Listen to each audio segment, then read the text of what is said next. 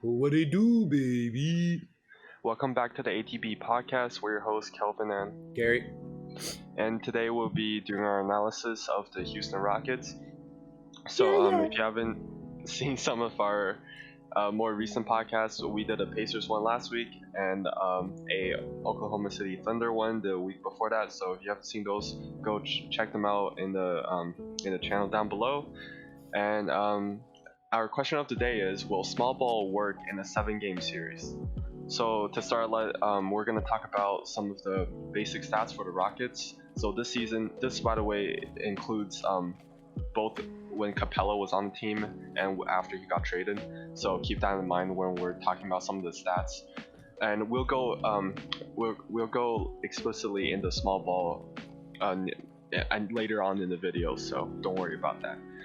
So to start off, the Rockets have the second best offensive rating at 113.4. They have the 16th best defensive rating at 109.9, and to some other stats, they have the 4th highest pace in the league and the 3rd most transition points. So when talking about the Rockets, they're obviously a very interesting team. A lot of question marks going into the season. Of course, as we're filming this or recording this, the Rockets actually have a game in just a few minutes against the Dallas Mavericks. Mm-hmm. Season's back, and I think a lot of people are wondering with the Rockets are they really championship contenders, because they're the 6th seed in the West with a record of 40-24, but we all know that they're obviously not the 6th best team in the West. I think a lot of us think that they're a lot better, and of course a lot of that is has to do with their elite backcourt of Russell Westbrook and James Harden. And really, when you talk about the Rockets, it's really, honestly, it's just those two guys. They are the only thing keeping this team going. If one of them were to get hurt or, anything like that, foul out in a game or anything like that, the Rockets there's almost no chance of them winning unless the other guy drops 50 or 60. Mm-hmm. So when you look at the Rockets, it's really their backcourt and their shooting, and what they do, with their system is it's ride or die by the 3, ride or die by the ISO. And the last 2 seasons in the playoffs, it just hasn't worked out. But I think Westbrook's an improvement from Chris Paul, so we'll see how they do this year with their interesting system in the playoffs. Yeah, definitely. And I for one am a believer in the Rockets, and I've always thought that they are the 6th seed. I really view them as maybe the 3rd or 4th seed when they're fully healthy and everyone's doing well.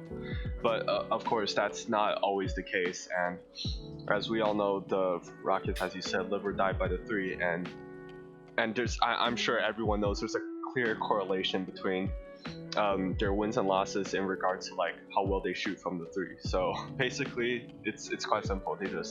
If they shoot well, they win. If they don't shoot well, they lose. So in the end, it all depends on how well they shoot the 3. But there's also a lot of other things that are part of their game now that weren't there, and when Chris Paul was still on the team. For example, like I mentioned earlier, they have the 4th highest pace in the league, and I'm not quite sure if they would if this is true, but in the past few seasons, I'm pretty sure they were near the bottom of the league in pace, because most of the time it just isos. They didn't get out in transition all that much. But now, because they have Westbrook, he's one of the best transition players in the league, and he's great at finding open shooters that. In OKC, he didn't have a lot of shooters. So now with so many shooters surrounding him, the Houston Rockets are able to get a lot of transition points, which is why they are the 3rd most.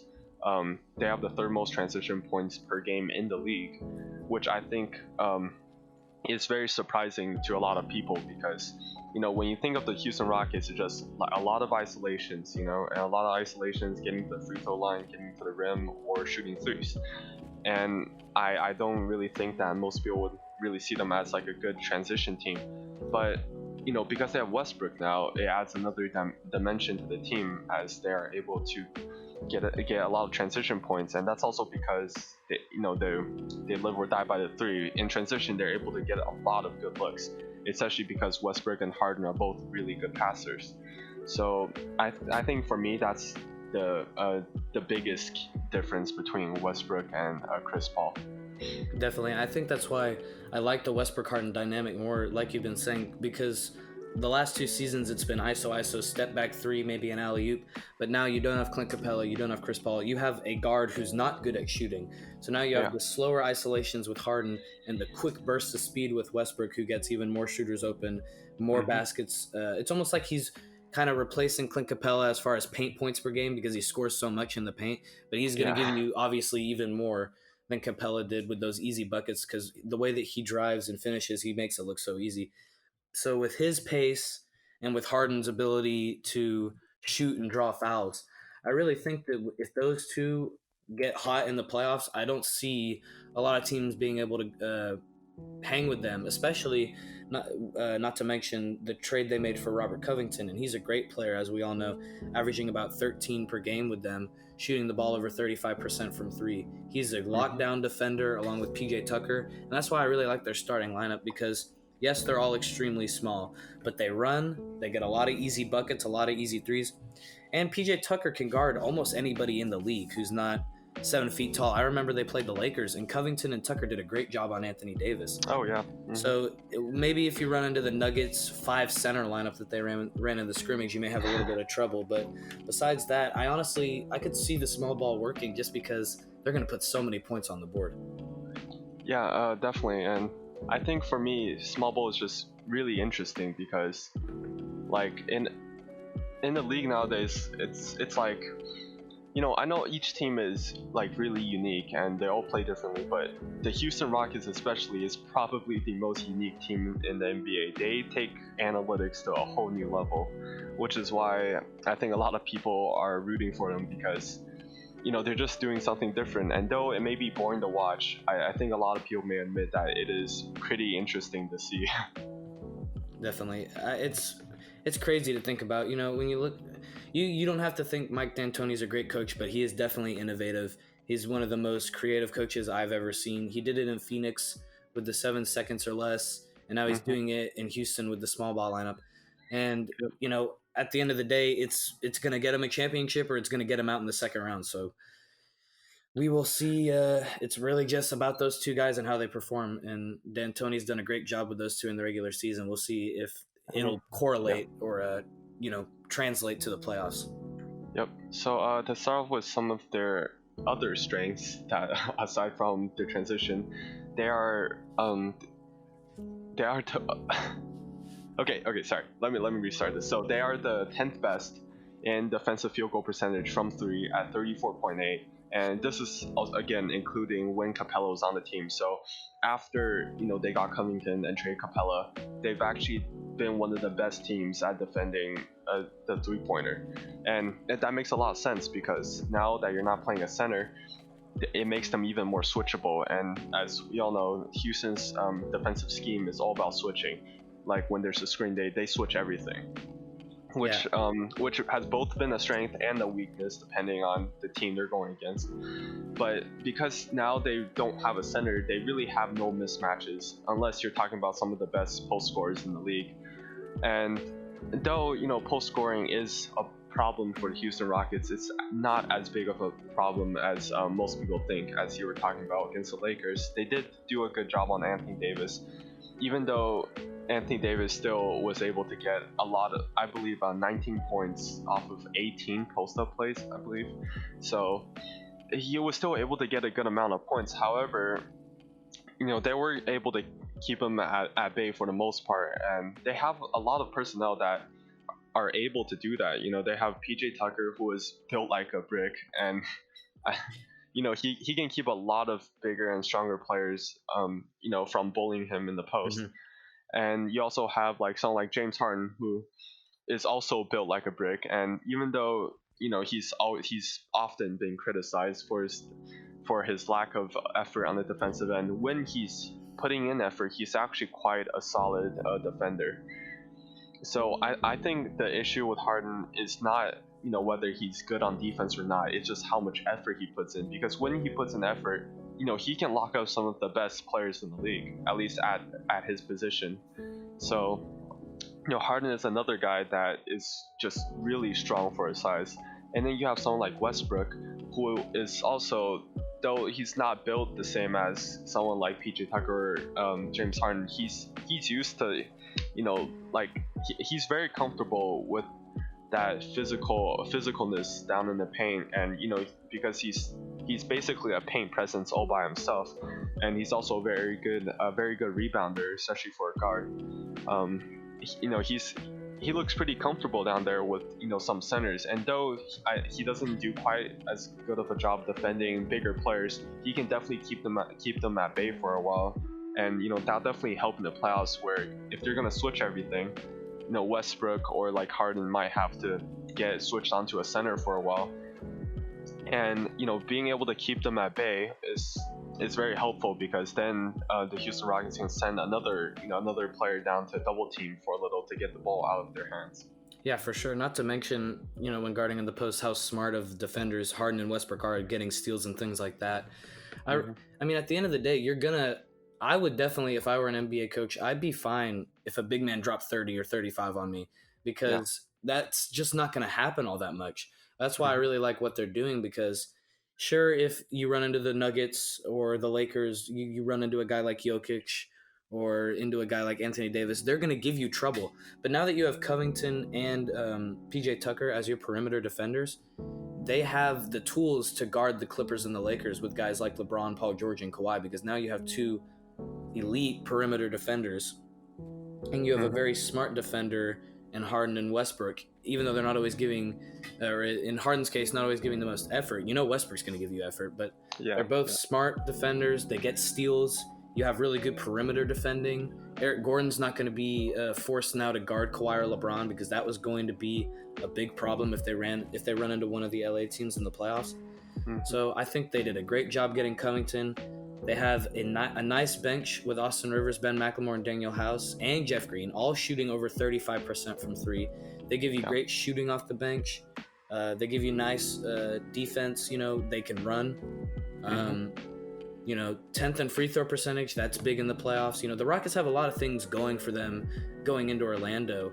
It really just depends about their streaky shooting, because right now they're actually 23rd in the league in three-point percentage at 35%. We all know that they're a better shooting team than that.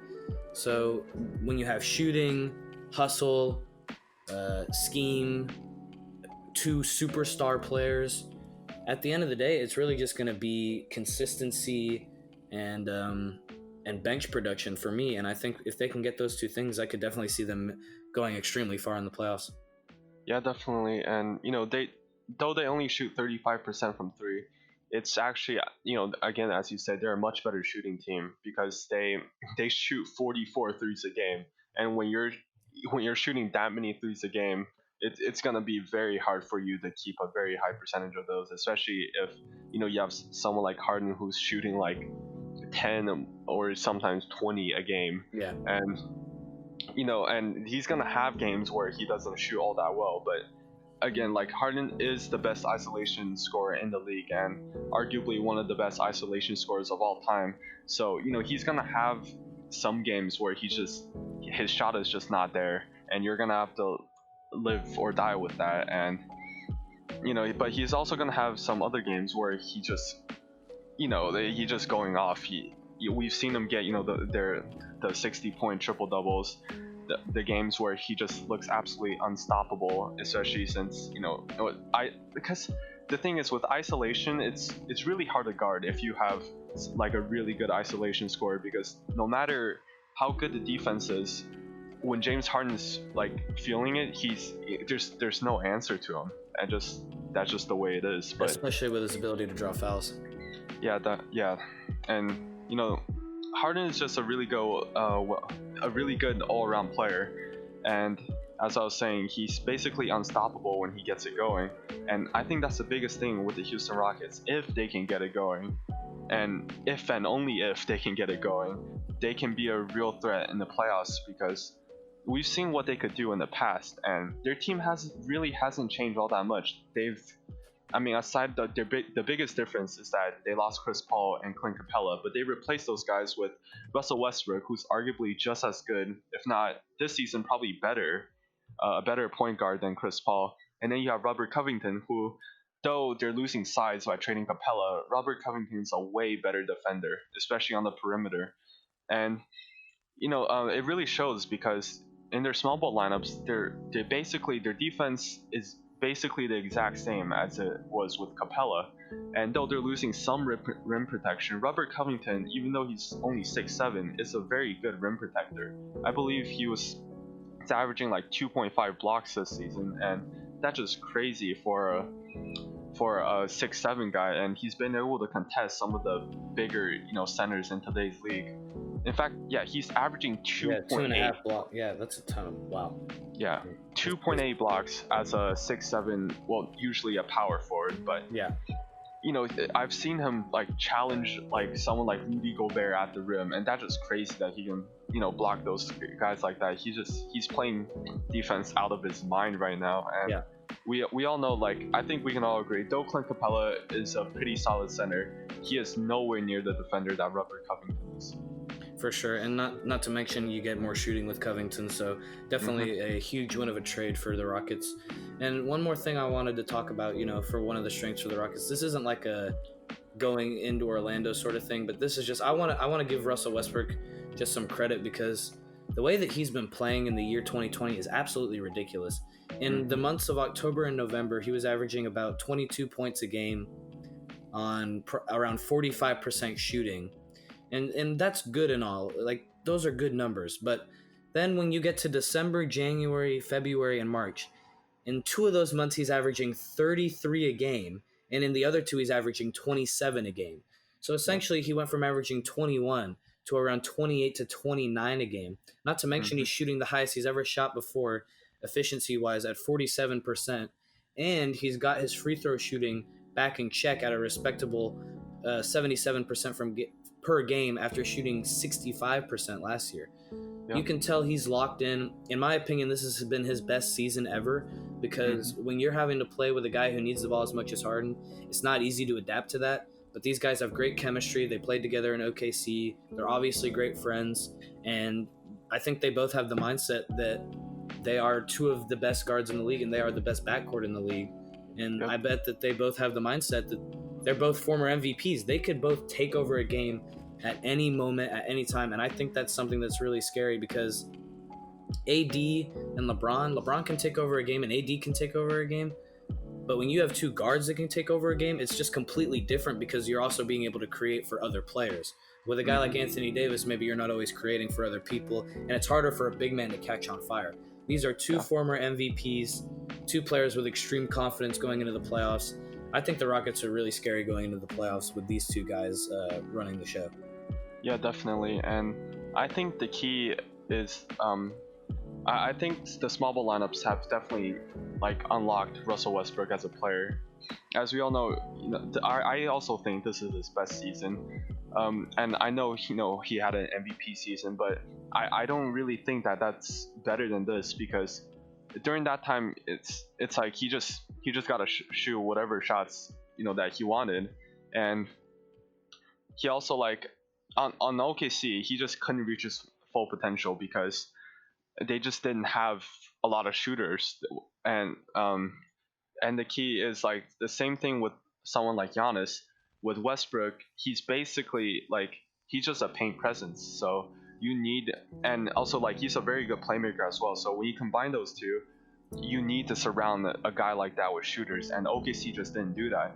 But now that he's on the Houston Rockets, he's always surrounded by shooters no matter what. He's basically the only guy on the roster who can't who doesn't shoot above 30% from 3. So just surrounding him with so many shooters just really unlocked this game, and now he's doing exactly what he does best, just driving to the rim or kicking it out for a 3, which are both very efficient forms of offense, so fits perfectly in the Houston scheme.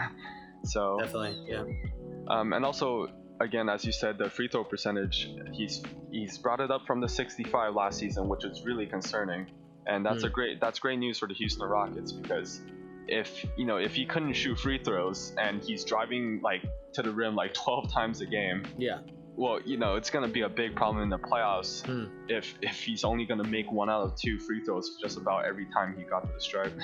Definitely, I think I completely agree. Like I've been saying, Westbrook's a great player, and I know we haven't talked about him a lot, which is kind of surprising. Well, we talked about him a bit, but obviously James Harden, got to give him credit. 34.5 points per game, 7.5 assists, 6.5 rebounds. He's shooting the three ball at 35% on 12 attempts per game, which is crazy. 12 free throw attempts per game, which is also crazy, but he's shooting it at 85% per game. Definitely an MVP candidate. Not the MVP in my eyes. I would give that to Giannis, but I could definitely see why you want to give him, or why people would want to vote for him. So just want to, obviously give him a little bit of credit. The best scorer, in my opinion, probably a top. Is it too? Maybe it's a little bit too early to put him as a top 5 scorer of all time, but he's moving his way up the ranks like crazy. I would definitely say top 10 scorer of all time, and the numbers speak for themselves. 35 points per game is absolutely ridiculous. Yeah, definitely. His scoring volume is just unmatched. And last season he averaged like 36, right? Yep, 36. Yeah, I mean, it's crazy that we basically take that for granted now. We're like, 36 points, yeah, that's nothing special. But then when you really think about it, 36 points, who else is doing that throughout history? Like even like LeBron never did that, MJ never did that. So like it's just crazy to think about how much he actually is scoring. And it's just not something we should take for granted, because he's definitely historically one of the best scorers ever. So just having someone like that on your team, it gives you a very good chance to go far in the playoffs. But again, it just all depends on if they get it going. So let's move on to their weaknesses. And I really we already mentioned some of their weaknesses, and again, that's with size. Obviously their tallest player is Robert Covington at 6'7", or like just their tallest player in their starting lineup. And their biggest issue isn't defense, not like a lot of people think, because Clint Capella, though he was a very tall center that is also a very good rebounder, he was just basically, in my eyes, maybe an above average defender. So to me, adding Robert Covington really didn't hurt them all that much on defense, but where it does hurt them is rebounding, and also rim protection. Though I will say it can be fixed, which I'll mention in a little bit, but rebounding is their biggest weakness, and especially defensive rebounding. On offense, I mean, they don't get that many offensive rebounds anyways, because they're always shooting threes, and when you shoot threes, there's going to be, it goes all over the place. So it's really a 50-50 whether you can get a rebound on that or not. And half the time they're going back on defense. So you don't get that many offensive rebounds in the first place. But now, you don't have a center, you get even less offensive rebounds. But with someone like Westbrook, he gives you almost like 2 offensive rebounds per game. So to me, it really, that isn't the biggest problem. The biggest problem is with their defensive rebounding. And when you have teams like the Denver Nuggets with like 5-7 footers, you're not going to be able to out rebound them, especially on offensive glass, because simply no matter how hard you try, they're just going to be able to just jump right over you. For sure, yeah, definitely. And when you got someone like PJ Tucker who's 6'5", he's being asked to defend people 7 inches taller than him, and sometimes even more. So like that's just crazy to think about. So defensive rebounding is definitely their biggest weakness. However, it can be fixed as well as their rim protection, because this is a pretty interesting stat, but when Houston are going against teams above 500, they actually have a much better defensive rebounding rate than when they're going against teams below 500. So I think the biggest problem is, if they can put in the effort, they can get a league average defensive rebounding rate. Because what they can do is, I don't really think this is fair, but because they have so many smaller players are allowed to be a lot more physical with bigger players than bigger players are with smaller players. So they were actually able to box out pretty well against some of their centers. Again, as I was saying, a lot of the guys are built like bricks, so they're able to hold off a lot of stronger centers. So that allows them to to get a good amount of defensive rebounds, even if it's only like league average, which is still decent for their size.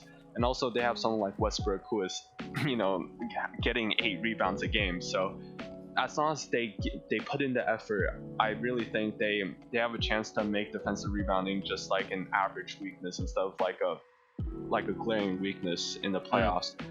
So to me, effort is their biggest problem on the rebounding side, and with rim protection, though I see this just about like I think it's just as big of an issue as rebounding. However, rim protection can be fixed in a different way, but maybe more effective, because rebounding is something that you can only do so well at with your size. But rim protection is something that I think they can like fix a lot by with better gap defense. And if you don't know what that is, that's like for like a team like the Boston Celtics.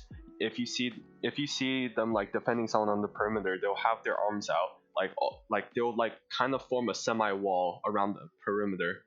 So what that does is it forces the perimeter player to they're gonna have a harder time driving into the paint when 3 guys are trying to block off all the gaps between each other. Mhm. So I think the Houston Rockets can definitely try to implement that in the playoffs, because if they don't, people are going to get into the paint at will, and PJ Tucker just simply isn't a tall enough defender to be able to contest most players at the rim. Yeah, definitely. I think their athleticism as well, I think, will help with rim protection. I don't think it'll be too much of a problem as long as they're giving good effort and using their athleticism to their fullest. And that's honestly the only weakness I have, is that when you're switching screens, who's going to guard the paint, who's going to protect the basket with lob situations. Another problem I have is who's going to be their sixth man now that Eric Gordon is starting. And not to mention, Eric Gordon's had a really bad season for his standards, only shooting 31% from three. They need him to step up. But I know Ben McLemore, good player. Austin Rivers is a really solid player. But at this point, they're mainly spot-up shooters or isolation guys. So just can they continue to step up for the playoffs? That's a big question for me, especially with McLemore, because he's having a career year. But he's never been in a playoff environment. And then just one other thing, they're 29th in assists, which isn't great, but obviously when you're playing so much isolation, a lot of the buckets are going to be scored by yourself. They're either going to be ISOs from Harden or Westbrook, or they're going to be kick-out threes. Yep. And then, but just who's going to step up if Harden or Westbrook is having an off game, fouls out when they're on the bench? That's really the only weakness for me, is do you have enough depth at the guard and wing position, not just shooting-wise, but actually, putting the ball on the floor and scoring? If there's a game where they're trapping, or when they got a really good scheme, double teaming Harden and Westbrook, will the other guys be able to step up and actually create for themselves? That's really my only problem. And will they be able to move the ball around if they have to? In 2018 against the Warriors, they got blown out in game 1. The next game, they actually moved the ball around and won by 20. So if there is a game where the isolation isn't falling, will Harden and Westbrook be able to put their egos aside and move the ball around and give those other guys some opportunities? Or maybe even if Mike D'Antoni will, because he seems to have a problem in the postseason going away from his system, even if it's just for a quarter or two. Will they be able to adapt on the fly? That's really my only concern for them going into the playoffs. So basically, their X factors for me is if like, can their 3-point shooting be good enough in the playoffs to offset some of their defensive weaknesses? And secondly, how well would their stars perform in the playoffs? Because as we all know, Russell Westbrook and James Harden both usually do worse in the playoffs, and they've basically been viewed as playoff chokers in the past. So how well will they do in this year's playoffs, and in a different environment? But as I said in a previous episode, if anything, the Houston Rockets will probably benefit the most from the pandemic, since they rely so much on isolation that like team chemistry isn't as big of a problem as as for some other teams. So to me, it's just, can they get their 3-point shooting going, and how will their stars perform? If their stars do well and they're shooting a good percentage from 3, then I really think the Houston Rockets has a good chance of making the conference finals, or even the finals, depending on how hot they can get. Yeah, I think, and another thing, why does everybody always, why is everybody always saying Harden's a playoff choker? Why is everybody always saying why he underperforms? It's because he gets tired. Everybody, that's always what Hmm. they say, is that Harden's burned out from the heavy isolation, from having the ball in his hands so much, such a high usage rate. He just got 4 months off. Yeah. I mean, I think that, like you said, I think the stars are aligning for this to be their year. We'll see if they can pull it off, though. So, with that being Hmm. said, I probably, honestly, as high as I am on the Rockets, I can't. I think I'm just going to have to go with a second round exit. I think that Hmm. if they run into an LA team, I don't see that as a win. But I definitely see them taking an LA team to 7 games, and I would not be shocked if they made a conference final or even Yeah. the finals. It really depends Hmm. if the LA teams run into each other in the second round or if they catch fire, because if they catch fire Yeah. they can beat any team in the league, but I honestly see them as a second round team. I think the Clippers and Yep. Lakers are just too talented. Yeah, definitely. And so yeah, that would be our analysis for the Houston Rockets. If you enjoyed this episode, go check out some of our other episodes on our channel below. And if you have any feedback or any comments, just feel free to leave it in the comments down below, and we'll try to respond to as many comments as we can. And as always, have a good one. See ya.